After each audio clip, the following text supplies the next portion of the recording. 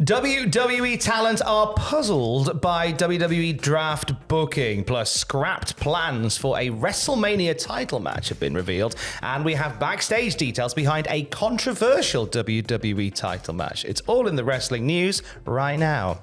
Live reactions to night 2 of the WWE draft with this guy right here at youtube.com/cultaholic/live. You were live reacting on Friday night into Saturday morning for night 1. Were there any big surprises that caught you off guard? The NXT call-ups. All of the women's champions going to Raw and SmackDown. That Shawn was a bit of a Michaels shocker. was livid. He was.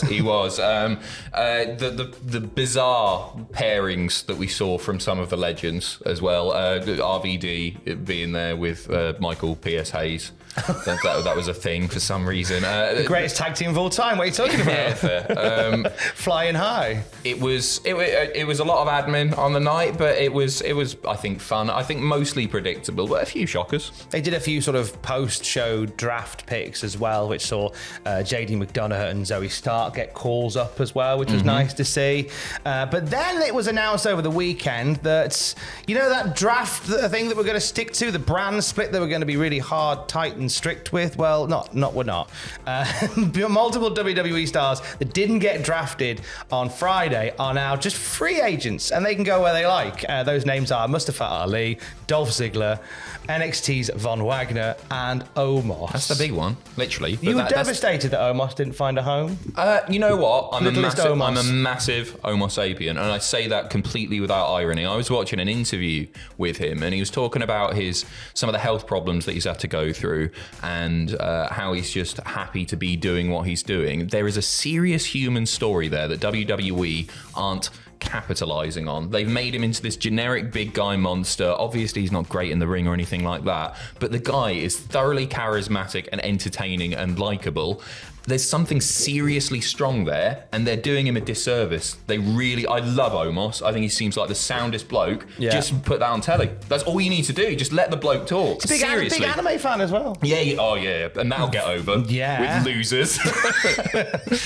Now, I'm sad that, I want to see more from Omos. I think we all want to see more. He's class. Like him. And Von Wagner not getting drafted. I wish there was a camera focused on Von Wagner's face all night as each draft pick came out and he went to stand up and then sat back down again. Bless him. Do you remember when they said he was going to headline WrestleMania? Clip this off in 5 years' time when he's 4-time WWE World Champion. There's something about him still. Like, he's silly and all that, but there's something. I'm Von Wagner. I'm never not entertained when he's on screen, but maybe that is ironically. I don't know. I liked it on NXT where don't go, Robert Stone. Beverly is my dad. Don't leave. Come back, Robert. I'll do my best. Come back Tuesday. So away from the free agent stuff, which I think is a bit unusual. I thought they want to make like hard and fast draft rules, but I guess with a guy like Omos, a big guy with a lot of interesting story elements to him, you may just want to be loose and fast about who he feuds with. And there was a storyline reason. MVP said that he negotiated that, but as for like Dolph Ziggler and Ali and stuff like that, it's not quite the same. Anyway. So with that in mind, Fightful Select gave some insight into the draft from behind the scenes. They say by the time of the show, most of the talent knew where they were headed in the draft, at least based on those that we spoke to. Those we spoke to on Saturday were puzzled by some of the free agents, including Omos, who had been booked against Brock Lesnar and Seth Rollins recently. So they were surprised that Omos was not even like in the top tier to be picked for the draft, despite being in big matches. Yeah, I was surprised to not see him. Like, he's a go-to round 2 or 3 draft. So I was really surprised when he was in the supplementary draft. But then it sort of makes sense if they're going to do something with it. I'm being optimistic about this. I think that there's a plan. There's a reason that Omos is a free agent and can bounce between the two. That's my hunch. Dolph Ziggler is one of those guys that I don't think will ever truly get his flowers in terms of like a main title run, but I think he's going to be a guy that will spend his career making other people look good, a la The Miz. So I guess keeping him as a free agent means that he can kind of go where he's needed. And he has done, and he's been all over the shop. Mustafa Ali being a free, man, like there's so much. Like, I don't want to put him in the category of can you make other people look good. I feel like we've still not even sort of scratched the surface with a guy like Mustafa Mustafa Ali. No, for sure. Maybe it's to do with his new character that he can just pop up and be annoying, and like he's doing like the positivity, sort of motivational speaker-ish thing at the moment. Maybe it's so that he can pop up anywhere and do that. I'm trying to be optimistic this morning. I'm trying to work this all out. Von Wagner, not a pissing clue. Is it Margot? No, it's not Margot. Maybe that's it. Maybe he's confused and he just turns up on the wrong show every week. Here I am on 205 Live. But they welcome him. And it's fine because he's lovable. Come have a cup of tea. I like a cup of tea. I'll sit down for a bit.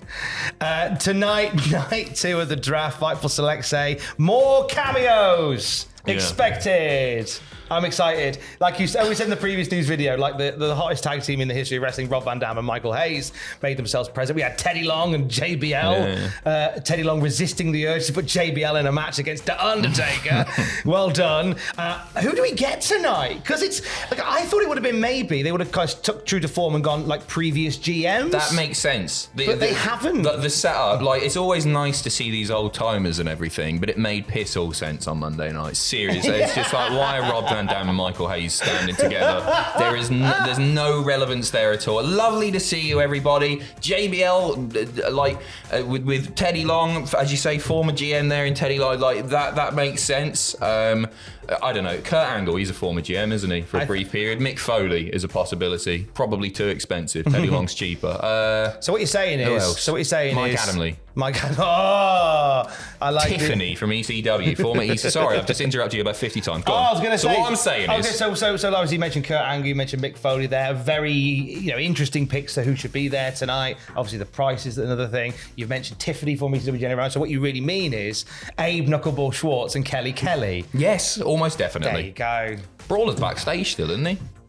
Don't know about Kelly Kelly. I don't know what she's. I'm sure she might be around still. That'll be fine. Yeah. Live reactions to night 2 of the draft with Adam Pacitti tonight at youtube.com/cultaholic/live. Let's go back a little bit. Let's go back to WrestleMania 35. An amazing interview that took place from our friends at Fightful with Dave Schilling. Now, Dave Schilling is a former WWE writer, and he was not backwards in coming forwards about scrapped plans within his tenure of WWE. Yeah, he opened up about Mandy Rose, Sonya Deville's feud that we saw, as you say, all the way back at WrestleMania 35. He says that was supposed to culminate with a romance angle between Sonya and Mandy at WrestleMania 35, where there'll be a triple threat for the SmackDown Women's title. It'll be Mandy Rose, Sonya Deville, and Asuka. Mandy was going to win because Sonya would lay down for her. They would embrace and kiss in the middle of the ring. I said, oh boy, if you're going to do this, I understand why it could be great because it's a representation and it's necessary, but the main concern was Asuka is the other factor in there, who is notoriously always super popular, no matter how hard WWE try and keep her down. Yep. And Dave goes on to say, to WWE's credit, they went to GLAAD. Stephanie McMahon was on the phone with them, and she says, at WrestleMania, 60,000 people are going to be rooting for Asuka, and this was his big concern. They're supposed to be the baby faces in this situation. They're going to be booed out of the building, and when you're going to have two women kissing in the middle of the ring and people booing because they love Asuka so much, it doesn't give the message, doesn't send the message they were hoping to send. If you think 60,000 people are going to boo a lesbian kiss at WrestleMania, you got another thing coming. I mean, I did think is that the babyface turn there? If they had done that, was that the plan? I think. I mean, they were still heels at that point, so I presume it would be a babyface turn.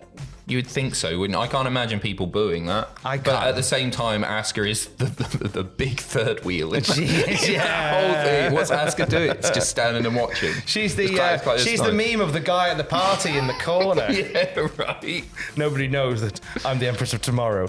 Now, obviously, this was nixed because it ended up being Charlotte Flair becoming the SmackDown Women's Champion, which was just as popular. It was just as popular as two ladies having a kiss.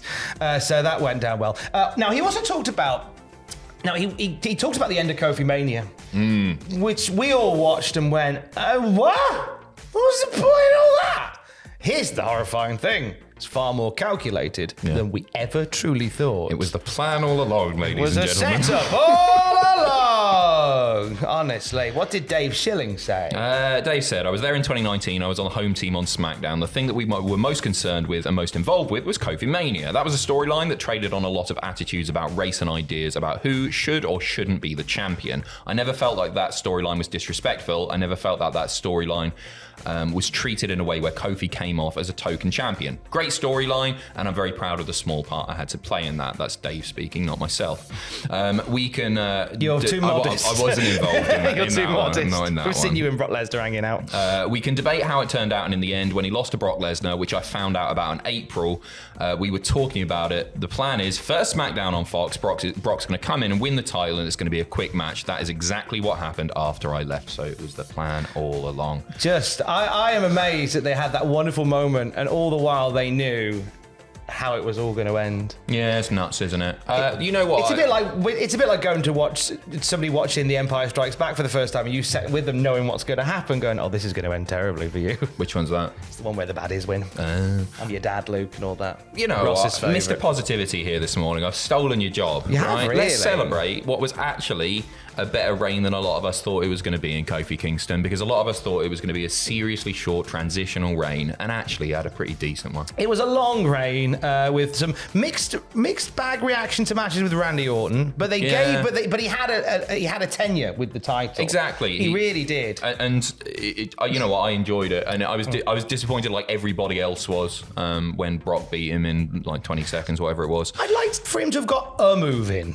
Yeah. On Brock Lesnar. Yeah, it would have been like nice. a Trouble in Paradise dead quick that Brock could shake off and then do an F5. Maybe. Just something. Just something. Because like when Brock sells, it means so much as well. If Kofi had hit him like, I don't know, with something, and Brock could have just been like, "What? Didn't see that coming." Just make Kofi look a little bit good on his way out of the title picture. But whatever. The Dave Schilling interview is definitely worth your time today. It was with Fightful's Jeremy Lambert and Joel Pearl. Some really interesting stuff in there. He talks as well about the current lawsuit that WWE is facing from former writer Brittany Abrams, and a bunch of other stuff as well. It's a really good chat. So make sure, if this is a bank holiday Monday for you, you make some time to go and see our friends at Fightful.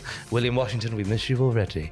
For more wrestling news throughout the day, you can check out Cultaholic.com and join him later on live for youtube.com/Cultaholic/live for live reactions to Raw Draft Live. Come on. all the lives, all the time. And for the latest wrestling news, Cultaholic.com. I think I said that twice, didn't I? Yeah, about 4 times, I think. Okay, say it a fifth. For the latest wrestling news throughout the day. Come on, end the video. I'm having a nice time. Check out Cultaholic.com. Stay safe. Love you. Bye.